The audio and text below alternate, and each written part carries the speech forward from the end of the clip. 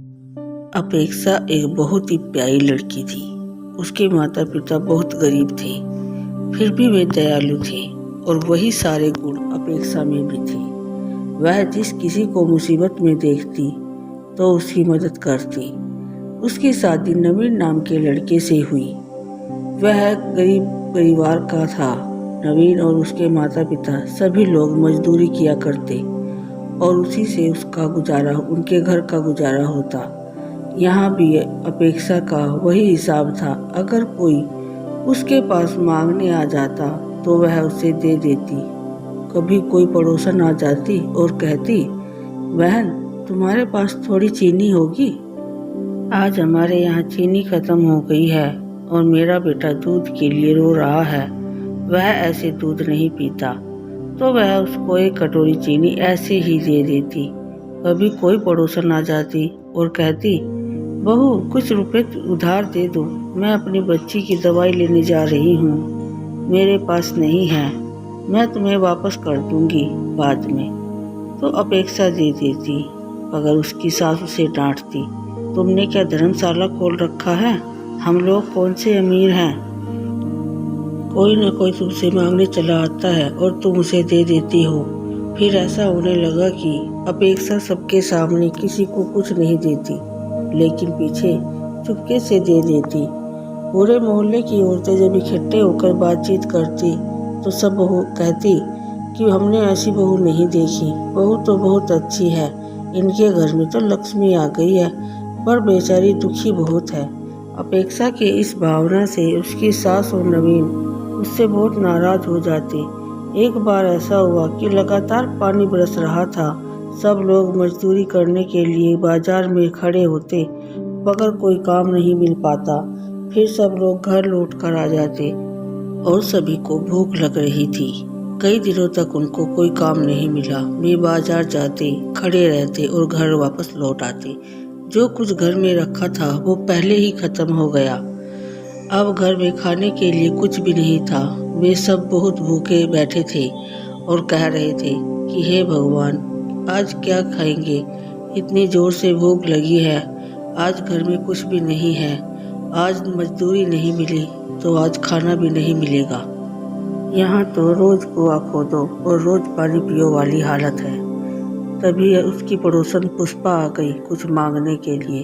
अरे भाभी, उदास क्यों हो? क्या हुआ? अपेक्षा, आज हमारे यहाँ कुछ है ही नहीं। इतना सुनते ही पुष्पा अपने यहाँ चली गई और वहाँ से दाल चावल और सब्जी ले आई।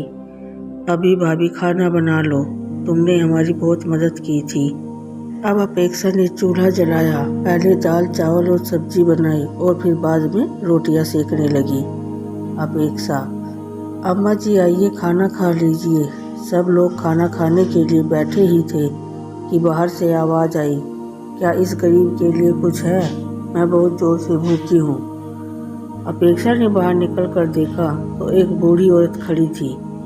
बेटी, बहुत जोर की भूख लगी है, मुझे चक्कर आ रहा है, मुझसे चला ही नहीं जा रहा है, मुझे कुछ खाने के लिए दे दो बेटी।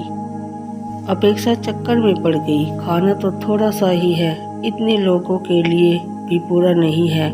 वह सोचने लगी, हे भगवान, मैं क्या करूं? इन बूढ़ी औरत को खाना तो देना ही चाहिए। इतनी कमज़ोर है, भूखी भी है और कमजोरी भी है। इन्हें खाना दिए बगैर मैं इन्हें कैसे लौटा सकती हूँ? तब तक उसकी सास बाहर आकर बोली, खाना वाना कुछ नहीं है यहाँ। और बहू, तुम किवाड़ बंद कर दो, ज़्यादा चक्कर में मत पड़ा करो। बेटी, मुझ पर थोड़ी दया करो, मैं बहुत दुखी हूँ। आज तो लगता है भूख के मारे मेरे प्राण ही निकल जाएंगे। ऐसा कहकर वह वहीं बैठ गई और आंसू बहाने लगी। अपेक्षा दौड़ कर आई और अपनी सास से बोली, अम्मा, उन्हें खाना दे दो, वो बहुत भूखी है, कहीं ऐसा ना हो कि उन्हें कुछ हो जाए। अपेक्षा की सास ने उन्हें डांटा, हमारी तुम्हें परवाह नहीं है और वो भिखारन कहाँ से चली आई उसकी फिक्र है। पर अम्मा, जरा सोचो, हमें भी तो 2 दिन हो गए कुछ नहीं खाया, हमको भी चक्कर आ रहा है। अपेक्षा ने बाहर देखा तो वह बूढ़ी महिला बैठकर रो रही थी। अब अपेक्षा से नहीं रहा गया। अब चाहे जो हो जाए, मैं उस बूढ़ी औरत को खाना जरूर खिलाऊंगी। वो थाली में खाना परोस कर ले आई और बूढ़ी औरत को दे दिया। वह औरत बहुत खुश हो गई और खाना खाने लगी। बूढ़ी औरत बोली, बेटी खाना बहुत स्वादिष्ट है, तुमने खाना बहुत अच्छा बनाया, तुम बहुत सुखी रहोगी। और खाना ले आओ बेटी। अपेक्षा और खाना परोस कर ले आई। बूढ़ी महिला को पता नहीं कि कितनी भूख लगी थी। खाना खाती ही जा रही थी और मांगती ही जा रही थी, और ले आओ खाना, और ले आओ खाना। अपेक्षा दौड़कर अंदर गई और खाना ले आई। थोड़ी ही देर में दाल चावल की पतीली खाली हो गई। सब्जी रोटी भी वह खा चुकी थी। अब भूख से बिलबिलाते हुए नवीन ने देखा कि पतीली खाली पड़ी है और कुछ नहीं रह गया। उसमें नवीन को बहुत गुस्सा आया और उसने चूल्हे पर बर्तन फेंक कर मारा, जिससे चूल्हा टूट गया। यह देखकर अपेक्षा रोने लगी। चूल्हा तो टूट गया, अब मैं खाना किस पर बनाऊंगी।